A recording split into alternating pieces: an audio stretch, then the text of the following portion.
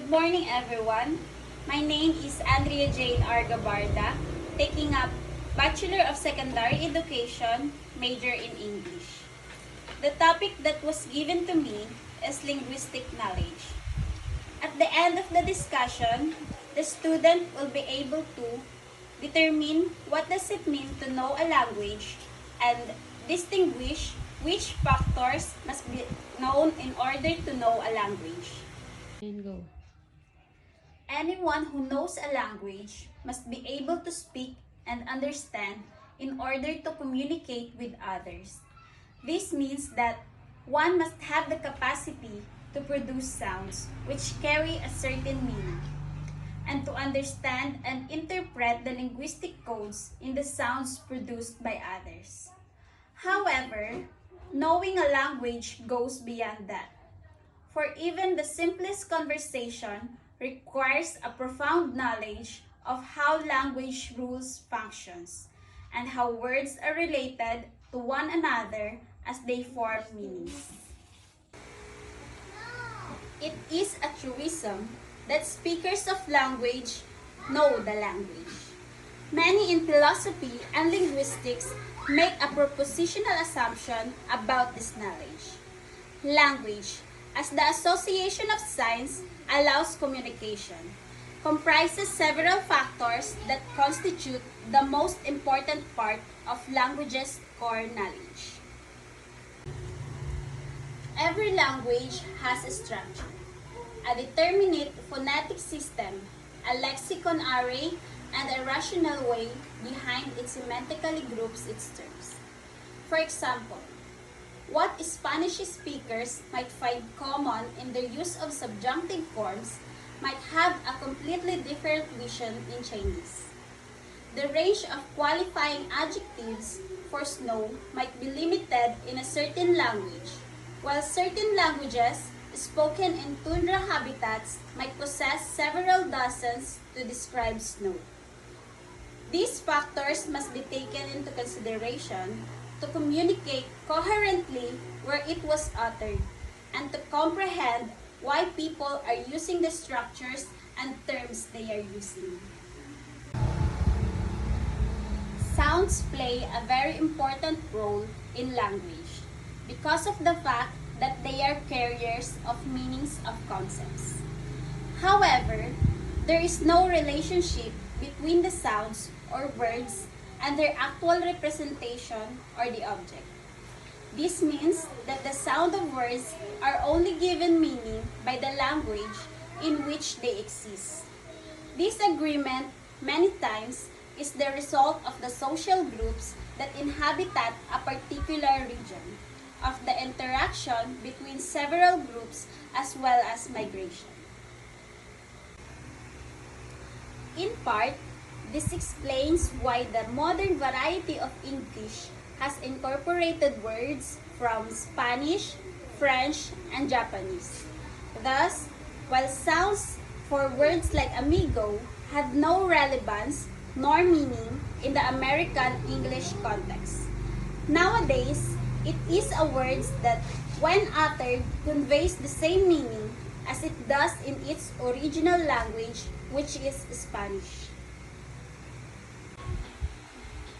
Moreover, one has to have an idea about the forms and structure of a language in order to produce words in an adequate sequence so that the meaning is transmitted according to the conventions of the language one is speaking.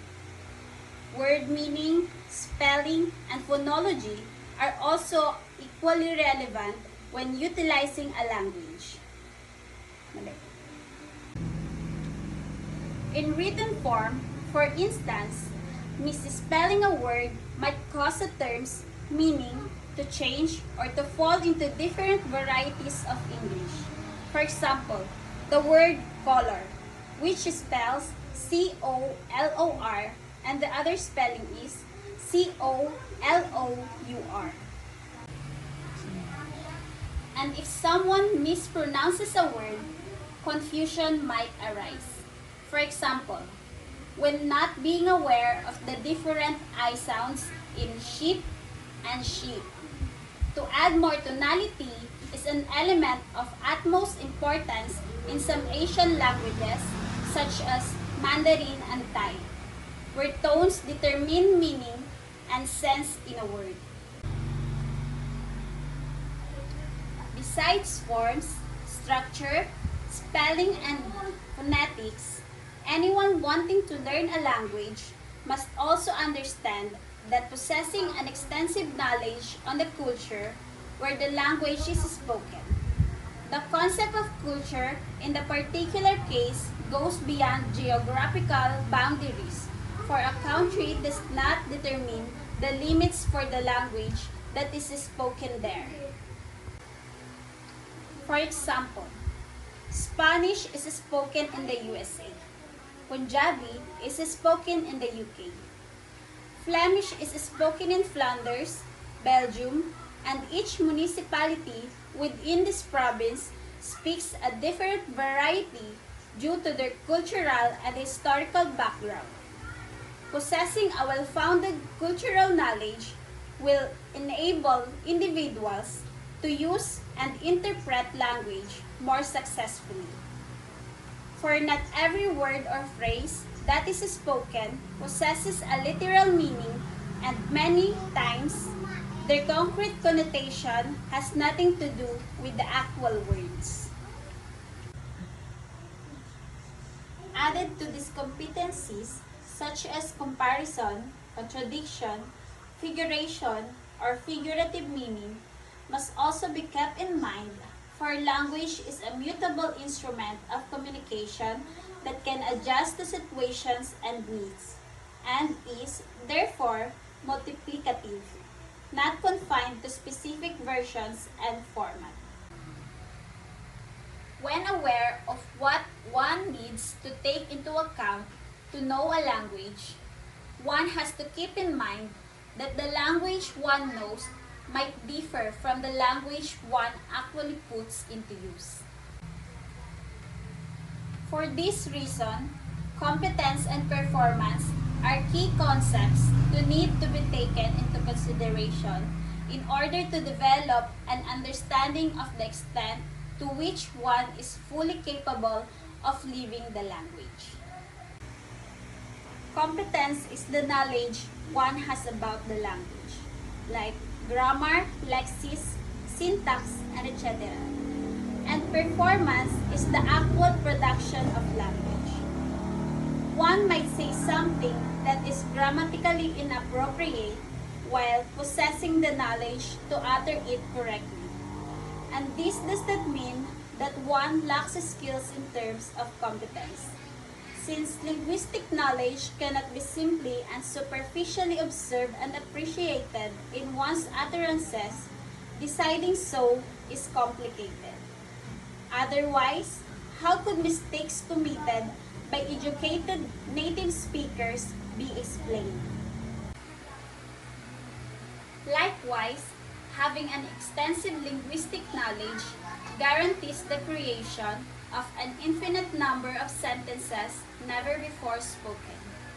Speakers can add qualification in as many ways as adjectives, tenses, and word combinations allow.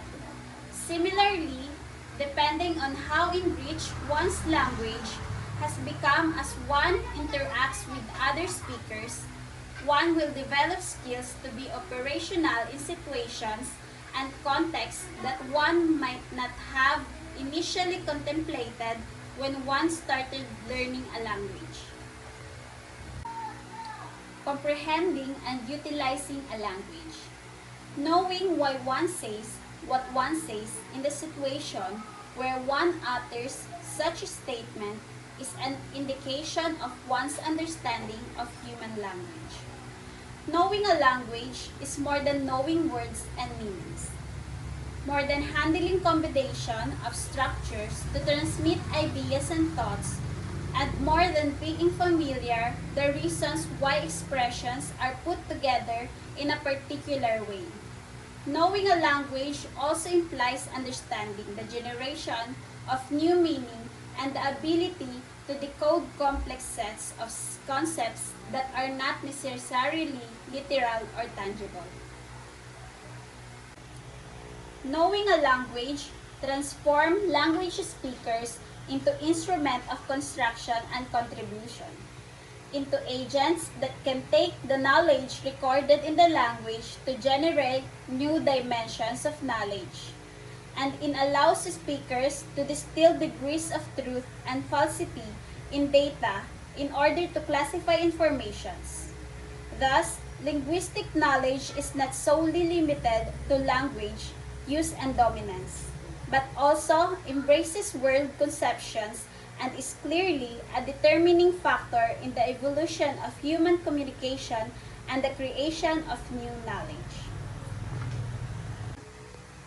And that was the end of my report about linguistic knowledge. Thank you, and to God be the glory.